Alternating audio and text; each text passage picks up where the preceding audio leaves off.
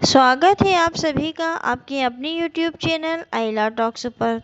दोस्तों, मैं डॉक्टर इरशाद खानम एक बार फिर आपके समक्ष एक नए विषय और एक नए टॉपिक के साथ। आज का हमारा विषय जो है वो इनकाउंटर और राष्ट्रीय मानव अधिकार आयोग से संबंधित विषय है। इनकाउंटर को लेके पुलिस के क्या अधिकार हैं ये मैं आपको बता चुकी हूँ। इनकाउंटर और भारत का संविधान क्या कहता है इनकाउंटर के विषय में, उसके बारे में भी मैं आपको बता चुकी हूँ। पुलिस इनकाउंटर के नियम क्या हैं, पुलिस कब गोली चला सकती है, इस विषय पर भी मैं वीडियो अपलोड कर चुकी हूँ। आज का हमारा विषय जो है वो इनकाउंटर और राष्ट्रीय मानव अधिकार द्वारा जो दिशा निर्देश जारी किए गए हैं उनसे संबंधित है। इस वीडियो को देखने से पहले सब्सक्राइब करें चैनल को, बेल आइकन को क्लिक करें ताकि लेटेस्ट अपडेट आप लोगों तक पहुंचती रहे। इनकाउंटर जो है वो एक मनुष्य का, एक मानव की हत्या नहीं है, बल्कि वो हमारे न्याय व्यवस्था की हत्या है। हमें अपने न्याय पर, अपने न्यायालयों पर विश्वास नहीं है, भरोसा नहीं है। यही वजह है कि इनकाउंटर की संख्या बढ़ती जा रही है।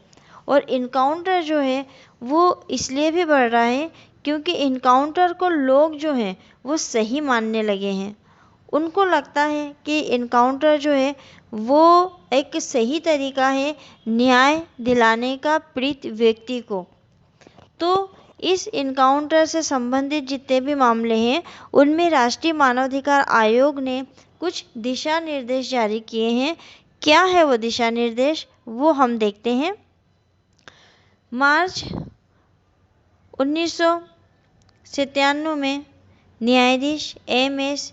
वेंकटाचलैया, जो कि तत्कालीन राष्ट्रीय मानवाधिकार आयोग के अध्यक्ष थे, ने सभी राज्यों और केंद्र शासित प्रदेशों से ये सुनिश्चित करने के लिए कहा कि वो मुठभेड़ से संबंधित मामलों में पुलिस जो है वो निम्नलिखित दिशा निर्देशों का पालन करे।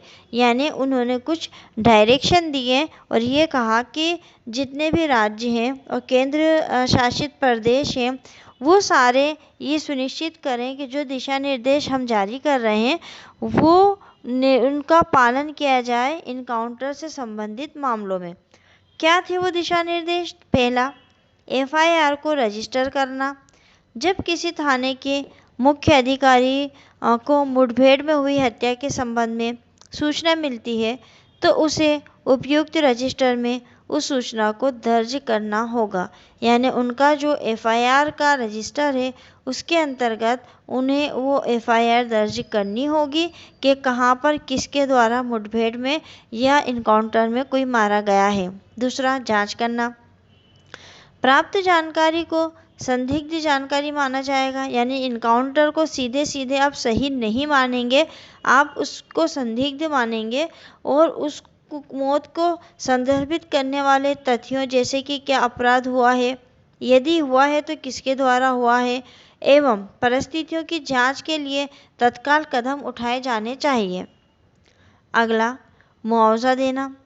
मृतक के आश्रितों को मुआवजा दिया जा सकता है यदि मुठभेड़ से संबंधित जांच से प्राप्त परिणामों के आधार पर पुलिस अधिकारियों पर मुकदमा चलाया जाता है तो मृतक के आश्रितों को मुआवजा दिया जा सकता है। अगला दिशा निर्देश उनका क्या था? स्वतंत्र एजेंसी। जब भी किसी इनकाउंटर दल में एक ही पुलिस स्टेशन से जुड़े पुलिस अधिकारी शामिल होते हैं तो उचित ये होगा कि जांच के लिए मामले को किसी अन्य स्वतंत्र जांच एजेंसी जैसे कि राज्य की सीआईडी उसके सामने भेज दिया जाना चाहिए। 2010 में राष्ट्रीय मानव आयोग ने अपने दिशा निर्देशों में कुछ और दिशा निर्देशों को सम्मिलित किया। मतलब पहले 1997 में उन्होंने दिशा निर्देश जारी किए थे, फिर 2010 में उन्हें लगा कि इन दिशा निर्देशों में कुछ चीज़ों को और बढ़ाया जाना चाहिए तो उन्होंने कुछ पॉइंट्स और बढ़ाए, जैसे कि मजिस्ट्रेट जांच।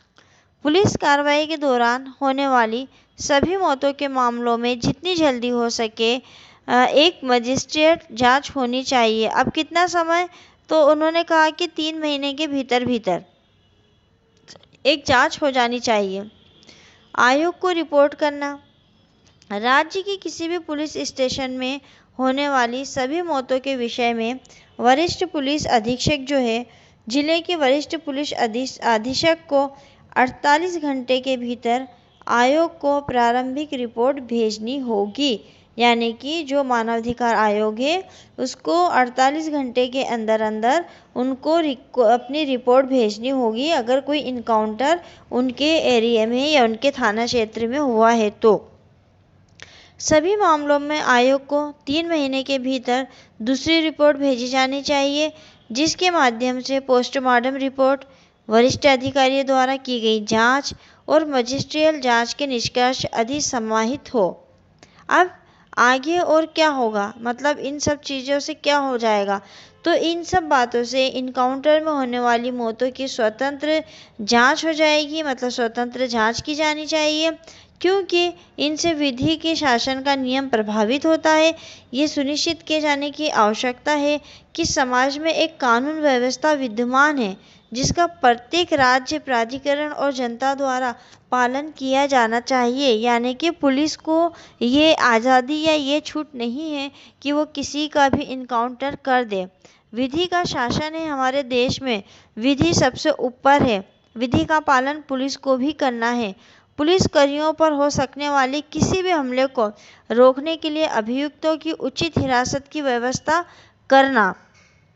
अगर पुलिस को लग रहा है कि हमला करने वाले हैं तो उनको रोकने के लिए पहले वो सारे अपने प्रयास कर लेगा, उसके बाद ही वो गोली वाला ऑप्शन अपना सकता है। इसके अलावा आपराधिक न्याय प्रणाली की समीक्षा करना और अपेक्षित पुलिस सुधार किए जाने पर ध्यान केंद्रित किया जाना चाहिए। पुलिस कर्मियों को बेहतर ढंग से प्रशिक्षित करने और उन्हें सभी प्रासंगिक कौशल से युक्त करने के लिए मानक दिशा निर्देशों को निर्धारित करने की आवश्यकता को महसूस किया गया, ताकि वे किसी भी भयानक स्थिति से प्रभावी ढंग से निपट सकें। गिरफ्तारी के समय गिरफ्तार व्यक्तियों के संदर्भ में मानव अधिकारों के पक्ष को भी ध्यान में रखा जाना चाहिए। तो ये समस्त दिशा निर्देश थे जो इनकाउंटर से संबंधित दिशा निर्देश थे जो कि राष्ट्रीय मानवाधिकार आयोग ने जारी किए थे। तो दोस्तों, इनकाउंटर के लगभग जैसे भी क्वेश्चन एग्ज़ाम में आ सकते हैं वो मैं बता चुकी हूँ। तो अगर आपको वीडियोस पसंद आते हैं तो आप लाइक, कमेंट्स और शेयर ज़रूर करिएगा। मिलते हैं बहुत ही जल्द अगले वीडियो में एक नए टॉपिक के साथ। तब तक के लिए शुक्रिया, धन्यवाद।